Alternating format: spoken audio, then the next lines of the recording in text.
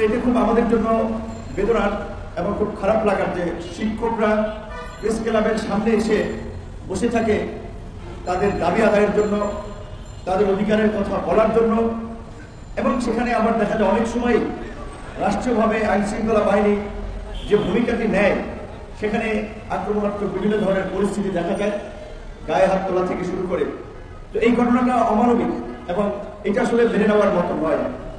কিছুদিন আগে প্রাথমিক বিদ্যালয়ের শিক্ষকদের একটি আন্দোলনে দেখছে যে কয়েকজন শিক্ষক খুব গুরুতর আহত হয়েছে। এখনো সেদিন একজন বলছে যে ঢাকা মেডিকেলের বারান্দায় বসে চিকিৎসা দিচ্ছেন, এবং এখানে যারা বসে আছেন বেশিরভাগই মোটামুটি মধ্যম বয়সী কিংবা বয়স্ক মানুষ, অর্থাৎ তারা তরুণ থেকে এই সমস্ত শিক্ষা প্রতিষ্ঠানে বিনা বেতনে খেয়ে না খেয়ে শ্রম দিয়েছেন, লেগেছিলেন যে এটা একদিন এমপিওভুক্ত হবে, তাদের কষ্টটা কিছুটা হলেও লাঘব হবে। এবং যেহেতু সরকার বাংলাদেশের মতো একটা জনবহুল কান্ট্রি, যেটা বলে ওভার পপুলেটেড কান্ট্রি, পৃথিবীতে খুব কম নাই, পৃথিবীতে বলে এরকম আর বেশি নাই যে এত ছোট্ট দেশে এত ঘন বসতিপূর্ণ জনসংখ্যা। স্বাভাবিকভাবেই সেখানে রাষ্ট্র এবং সরকার চাইলেও সব বিষয়ের দায়িত্ব নিতে পারে না। আমাদের শিক্ষার আজকের যে অগ্রগতি, এটার পেছনের ভূমিকা এই বেসরকারি উদ্যোগের, বিশেষ করে এরকমের প্রতিষ্ঠানগুলো যেগুলো পর্যায়ক্রমে সরকার অনেককে এমপিভুক্ত করেছে, কিছু একেবারেই আত্মীকরণ করেছে। তো আমার অনুরোধ থাকবে সরকারের প্রতি, রাজনৈতিক দলের একজন নেতা হিসেবে এই গণ অভ্যুত্থানের আমরা কোন জায়গায় ছিলাম, আমাদের নেতৃত্ব কি ছিল সেটা সরকার জানে, এদেশের মানুষ জানে, আপনারাও জানেন। যে রাজনৈতিক দলগুলো যখন কার্যত হাল ছেড়ে দিয়েছিল, পেরে উঠছিল না, ঠিক সেই সময় কিন্তু আমরা অল্প কয়েকজন ছাত্র যুবক তরুণদেরকে নিয়ে বিশ্ববিদ্যালয় থেকে আওয়াজ উঠিয়েছি, পরিবর্তনের জন্য রাজপথে লড়াই করেছি, এবং সেই আন্দোলন সংগ্রাম করতে গিয়ে দফায় দফায় হামলার শিকার হয়েছি, মামলার শিকার হয়েছি, পরিবারও একটা নিগ্রহের শিকার হয়েছে। আমার বাসায় দুবার ডিবি অভিযান চালিয়েছে দরজা ভেঙে। আমার ছোট ছোট বাচ্চারা মানে পাখির বাসায় ঝড়ের সময় যেমন আপনারা দেখেছেন পাখির বাসায় যদি বাচ্চা থাকে যেটাকে আঁকড়ে রাখে, আমার বাচ্চারা ওইভাবে পুড়কে উঠেছিল। কিন্তু তারপরেও আমি কিন্তু যে পরিবর্তনের জন্য রাস্তায় নেমেছিলাম সেখান থেকে ক্ষান্ত হই নাই। আজকের এই গণ অভ্যুত্থানের প্রেক্ষাপট তৈরিতেও 19শে জুলাই গ্রেপ্তার হয়েছিলাম, এবং ওই গ্রেপ্তারে থাকা অবস্থায় যখন কোর্টে তোলার ক্ষেত্রে সাংবাদিকরা যখন বলছিল ভাই আন্দোলন ঝিমিয়ে পড়ছে, যে কার ভিতর থেকে আপনারা কিছু বললে চাঙ্গা হতে পারে, তখন বলেছিলাম যে 90% পতন হয়ে গেছে, আর 10% বাকি আছে, আপনারা ধাক্কা দেন, রাস্তায় থাকেন। আসলে আমাদের প্রত্যাশা ছিল এই হাসিনার পতনের পরে আওয়ামী দুঃশাসনের অবসান হলে এই দেশটা একটা শৃঙ্খলায় আসবে, এই দেশটা একটা নতুন গতিপথের দিকে মোড় নেবে, এই দেশটা নতুনভাবে এগিয়ে যাবে। কিন্তু দুঃখ নিয়ে বলতে হয়, হতাশা নিয়ে বলতে হয়, 1 বছরে অধিক সময় যে 15 মাস হয়েছে, সেই পরিবর্তন কিংবা পরিবর্তনের ছোঁয়া খুব বেশি লাগে না। তাহলে তো আমরা হাল ছেড়ে দিলে হবে না, আমাদেরকে স্বপ্ন দেখতেই হবে, আশা নিয়েই এগিয়ে যেতে হবে। তাই আমরা লেগে আছি, আশা নিয়ে এগিয়ে যেতে চাই, পরিবর্তনের পথে এগিয়ে যেতে চাই। আমরা বারবার বলছিলাম এই অন্তর্বর্তীকালীন সরকারের অনেক উপদেষ্টা শিক্ষক, কাজেই তারা শিক্ষক এবং শিক্ষার গুরুত্বটা বুঝে। একটা সমাজকে, একটা রাষ্ট্রকে যদি নৈতিকভাবে শক্তিশালী করতে হয়, দুর্নীতিমুক্ত যদি একটা রাষ্ট্র করতে হয়, সমাজে যদি সুশাসন এবং ইনসাফ কায়েম করতে হয়, তাহলে সেই ইনসাফের কারিগরদেরকে, শিক্ষকদেরকে অবহেলায় রেখে, তাদেরকে একটা অমানবিক পরিবেশে রেখে, তাদের পেটে ক্ষুধা রেখে, তাদের আত্মমর্যাদা নিশ্চিত না করে সমাজ এবং রাষ্ট্রকে এগিয়ে নেওয়া যাবে না। আমরা এই জন্য বলেছিলাম, এবং আমরা এটা বলে যাব, শুধু আপনাদের এখানে এসেছি এটা আপনাদের দাবি না, এটা আমাদের দলীয় দাবি। তরুণ হিসেবে, পরিবর্তনের রাজনীতির অঙ্গীকার হিসেবে আমরা এটা প্রতিষ্ঠিত করতে চাই। টুডে অর টুমরো শিক্ষকদের, প্রাইমারি হোক, হাই স্কুল হোক, সমস্ত শিক্ষকদেরকে 1ম শ্রেণীর চাকরির মর্যাদা দিতে হবে। সহজ কথা, শিক্ষকরা 2য় শ্রেণীর চাকরি করলে 1ম শ্রেণীর নাগরিক তারা কিভাবে তৈরি করবে? আজকে সরকারি যে ঊর্ধ্বতন অফিসার তারা বসে আছেন, তারা তো কোনো না কোনো শিক্ষা প্রতিষ্ঠান থেকে, কোনো না কোনো শিক্ষকের কাছ থেকে শিক্ষা লাভ করে এই জায়গাটিতে এসেছে।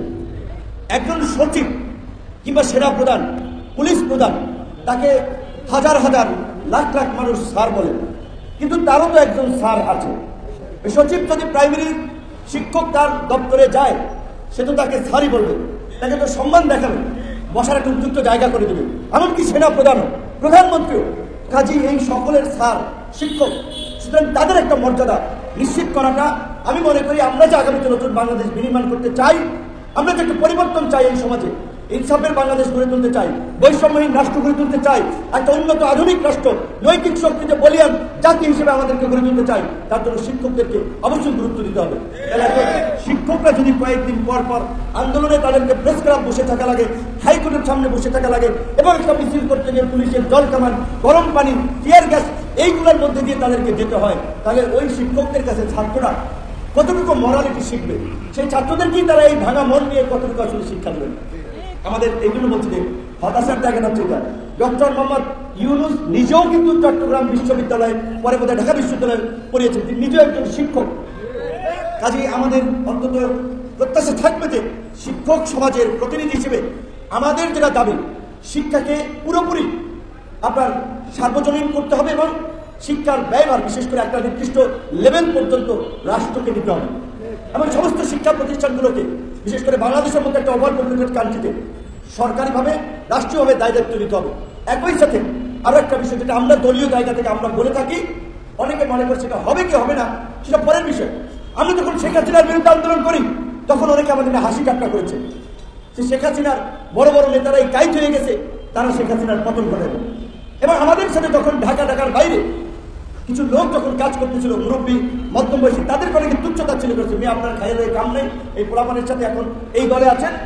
কিন্তু আমরা বলেছি যে আমরা ফুটবল না, আমরা প্লেয়ার, আমরা কি পারি সেটা দেখিয়েছি, সামনেও দেখাবো। আমরা আরো একটা জিনিস মনে করি, আমাদের দেশের এই যে আপনারা এখানে দাঁড়াই আছেন, আপনারা নিজেরা এবং নিজেদের আত্মীয় স্বজন একটু বেশি অসুস্থ হয়ে পড়লে সবাইকে ছুটতে হয় ঢাকায়। ঢাকা ছাড়া আপনার বাড়ি যদি রংপুর অঞ্চলে হয়, রংপুরের সর্বোচ্চ মেডিকেল কি রংপুর মেডিকেল কলেজ, আপনার ওখানে মানসম্মত সর্বশেষ চিকিৎসা পাবেন না, নাই। আপনার বাড়ি যদি রাজশাহী অঞ্চলে হয়, নাই। আপনার বাড়ি যদি বরিশাল হয়, বরিশাল মেডিকেল কলেজে নাই।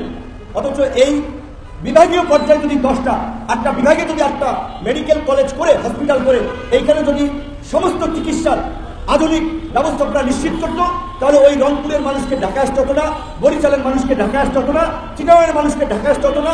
তার মানসিক শারীরিক কষ্টের পাশাপাশি সবচেয়ে বড় কষ্ট আর্থিক যে ক্ষতি, এই ক্ষতি হতো না।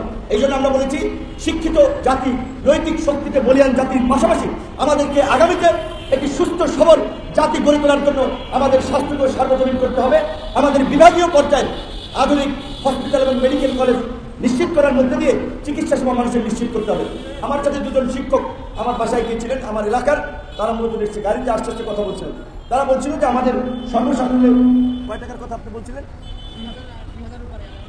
না, কয় টাকা বরাদ্দ লাগে আর কেন্দ্র? সে বলছিল 1000 কোটি টাকা। শিক্ষক, সারা বাংলাদেশের শিক্ষক।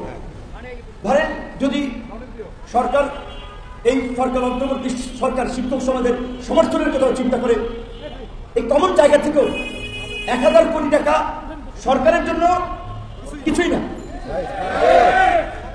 আপনারা 1000 কোটি টাকা পুরো দেশের শিক্ষকদের বেতনে ব্যয় হবে। আর সালমান এফ রহমান একাই লুটপাট করেছেন পত্রপত্রিকার হিসেবে ব্যাংক থেকে 54,000 কোটি টাকা। তাহলে ওই সালমান এফ রহমানের মতো একজন লুটেরার টাকা দিয়েই আপনাদের বেতন দেওয়া যাবে 54 বার। এই রকমের সালমান এফ রহমান 54 বছর। তো এই রকমের সালমান এফ রহমান তো প্লেয়ার একজন না, অনেক প্লেয়ার আছেন। বাংলাদেশ ব্যাংকের ছোট কর্মকর্তা পিকে হালদার 10,000 কোটি টাকা নিয়ে গেছেন। আর এসালম যে কয়েক লক্ষ কোটি টাকা পাচার করেছে, সেইটা তো বলার অবকাশ থাকে না। তো দেখছেন তাহলে আমাদের দেশের অবস্থাটা কি? কাজে আপনাদেরকে একটা বিষয়ে মনস্থির করতে হবে, ভবিষ্যতের জন্য চিন্তা করতে হবে। এই যে রাজনৈতিক সমর্থনে রাজনৈতিক দলগুলো ক্ষমতায় বসে চোরদেরকে অবাধ সুযোগ সুবিধা দেয়, আর তারা হাজার হাজার কোটি টাকা লুটপাট করে দেশেও রাখে না, দেশের বাইরে নিয়ে যায়। সালমান এফ রহমানের ছেলের বিয়ে হয়েছে, সেই অনুষ্ঠান হয়েছে কোথায়? ইতালিতে, ফ্রান্সে। ওখানেও ধরেন কয়েকশো কোটি টাকা খরচ হয়েছে। কিন্তু সালমান এফ রহমানটা তৈরি হয়েছে কোথা থেকে? রাজনীতির ফাঁক ফোকর থেকে। সরকারে যারা গিয়েছে, এমপি মন্ত্রী যারা হয়েছে, তারা